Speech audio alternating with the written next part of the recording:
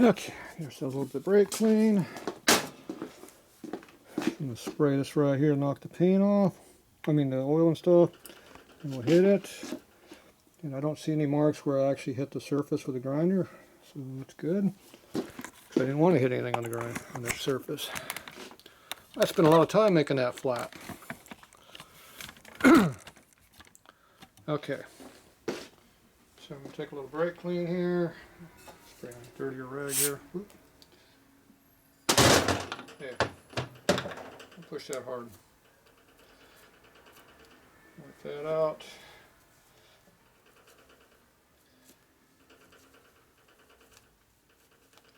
Okay, it's all cleaned up. Get our, what is this, universal silver. This is universal silver. I don't think I use universal.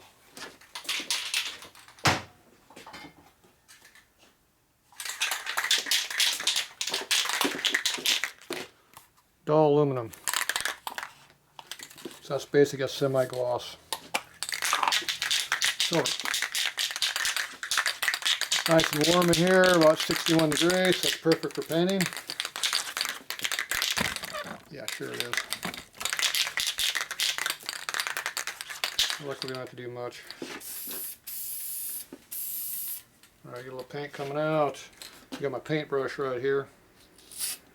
Oop, I missed. Right there.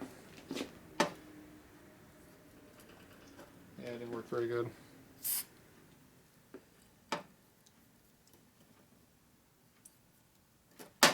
Yeah, it ain't working worth a squat. Alright, quit being fancy. Do it like you're supposed to.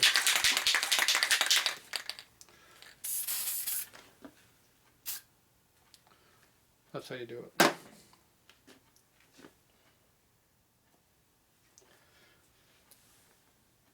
a little coat on there to let it stick.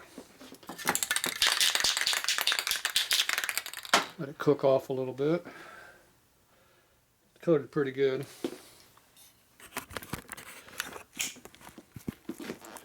Quick drying. Yeah, it's got a pretty good layer on it. It's so cold. It's got a real good layer on there right now. I think I'm adequate with that layer. If it wasn't, I'd hit it again. So you got to squirt it so you know exactly where to squirt, and you hit it just right, and it's good. So I can ground off some paint down there.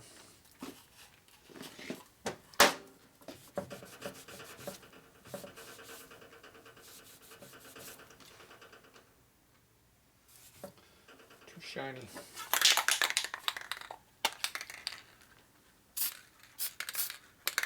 There you go.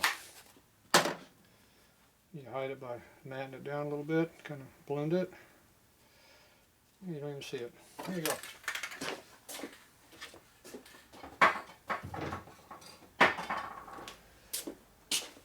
Good as new. It's not shiny there no more. Looks like it's blasted. Alright, now we're going to take this, we're going to put a little goop on this. I'm going to tighten this up. Okay, brake clean the surface a little bit. Used a clean towel now. There we go. Use a magic pipe sealant here. Home Depot special. It's this thick ass crap here, which is a little bit thicker than we need for this, but that's why I use my finger to get just what I want on there, not a bunch of stringy crap on there.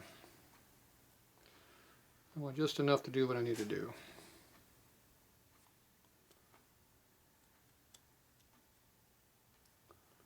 That's all you need. Running on the beginning, wipe off the inside so it's clean. No extra. Screw it on your pump.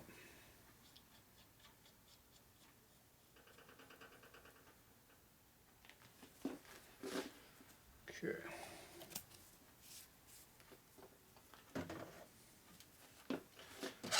Then we just take our wrench and tighten it up a little bit. If you tighten it too much, you split the pump right to in the bottom, or out the side, you hit the bottom, but depends on where it's thinnest. Clearance is real tight in there, as you can tell, so be careful.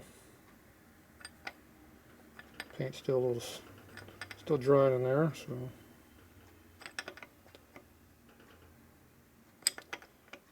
Just go like that.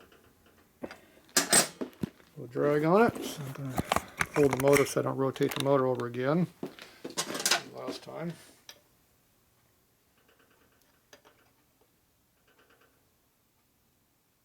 Alright, that's pretty tight.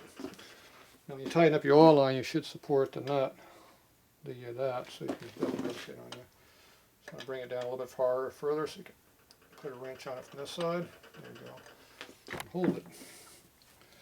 Alright, there you go. Pretty much done. Yeah, leave that over there. I like it over there.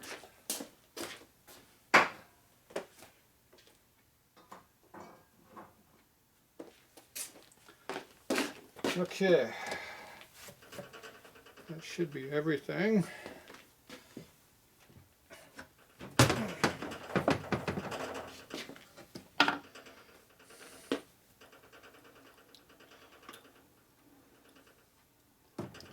Thing rotates nice and cleanly again, which is what we want. Alright, it's pretty much done. Not sure if there's anything else I need to do. Everything's nice and cleaned up. Pump looks good. I went looking for a switch. I still can't find a switch, so I'll have to order them up one. But the fitting looks pretty good down under there, so no issues with that. So it helps to button it up for real there. So that's what we did. So now it looks really nice and clean, just like it's supposed to. Alright, actually it'd be nice to have a little more polish on it, but it's what he wanted. He didn't want to go over it, so it's got the corrosion stuff on that, so me, I would have did something to it. But, oh well. There you go. One knuckle lower end, all done. Long project. If you go in the playlist and count those video hours, it's over 50 hours of video. Probably 3 or 4 times that real numbers, but there you go. It takes a long time to do them right.